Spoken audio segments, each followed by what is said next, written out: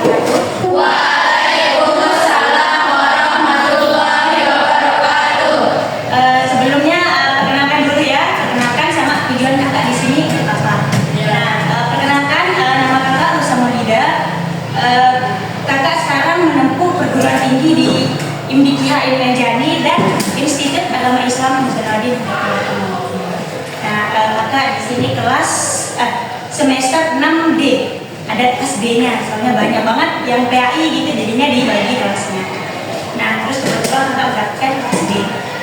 Tujuan kakak kesini salah satunya untuk untuk mengasih tahu kalian sedikit tentang apa itu skill komunikasi. Nah, gimana caranya untuk meningkatkan komunikasi kalian. Nah, itu tujuan kakak di sini ya. Dan kedua, tujuan kakak juga untuk memenuhi penilaian ulangan tengah semester. Sepertinya adik-adik sudah tahu apa itu ulangan tengah semester atau disebut dengan UTS. Itu tujuan kakak datang ke sini. Langsung saja, kakak di sini mendapatkan judul pendidikan soft skill untuk meningkatkan skill komunikasi di siswa SMP Ilmu Jani. Kenapa kakak memilih SMP Ilmu Jani?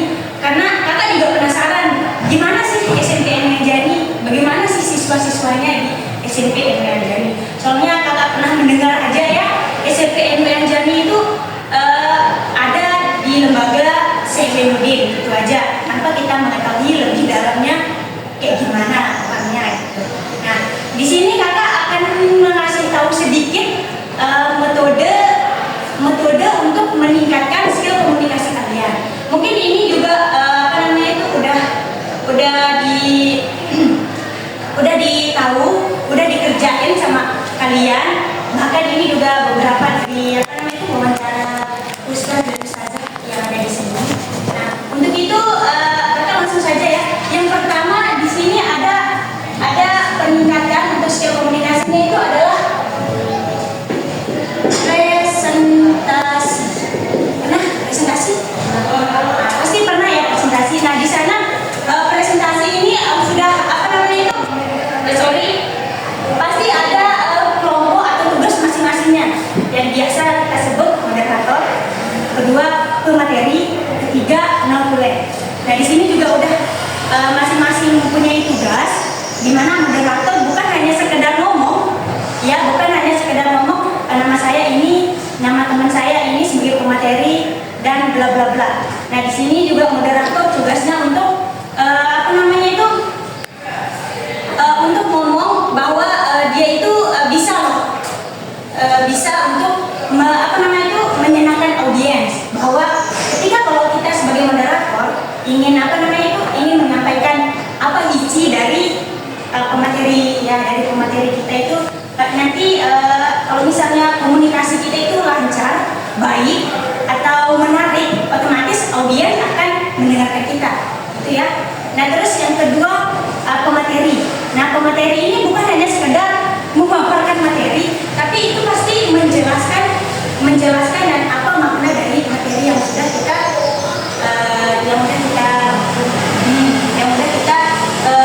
omongkan, yang sudah kita diskusikan sama teman-teman. Nah, yang ketiga notulen.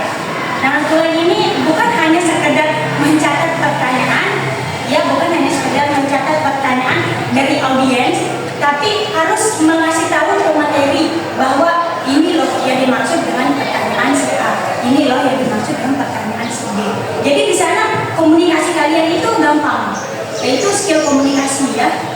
Untuk meningkatkan itu salah satu untuk meningkatkan skill komunikasi kalian. Terus yang kedua debat. Sudah debat? Sebelumnya udah debat. Mungkin debat ini juga salah satu biasanya di bab berapa itu kalau nggak salah di pelajaran bahasa Indonesia. Pasti kalian merasakan apa namanya debat. Bagaimana caranya kalian berpikir kritis bahwa yang si A ngomong ini terus kita harus ngomong apa. Nah, itu juga melatih public speaking kita, melatih skill komunikasi kita di sana. Terus yang ketiga adalah pelatihan.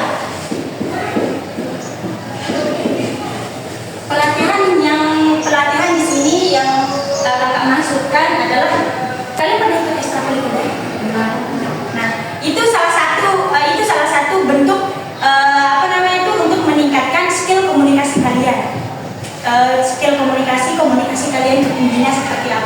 komunikasi kalian ke pelatih seperti apa, komunikasi kalian ke yang lebih tua seperti apa. Nah itu untuk pelatihan ekstrakurikulernya. Terus yang terakhir,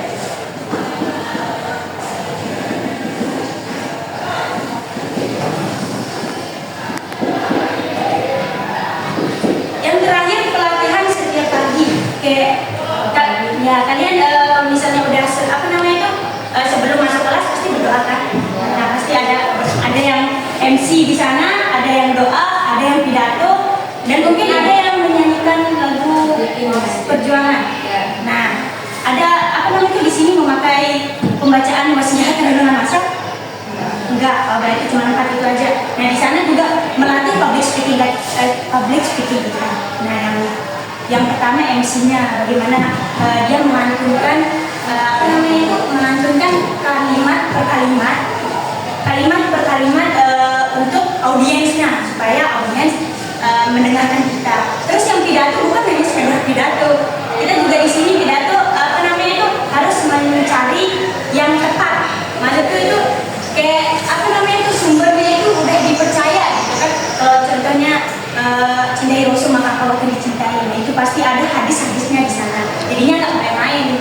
Nah itu aja ya, ada 4 yang kakak dapatkan untuk meningkatkan skill komunikasi. Ini juga nggak lebih dari wawancara ustaz dan ustazah yang ada di SMP Kemudian. Sekiranya itu aja yang kakak bisa sampaikan ya. Kalau misalnya ada kata-kata kakak yang salah mohon dimaafkan. Assalamualaikum warahmatullahi wabarakatuh. Waalaikumsalam warahmatullahi wabarakatuh. Terima kasih.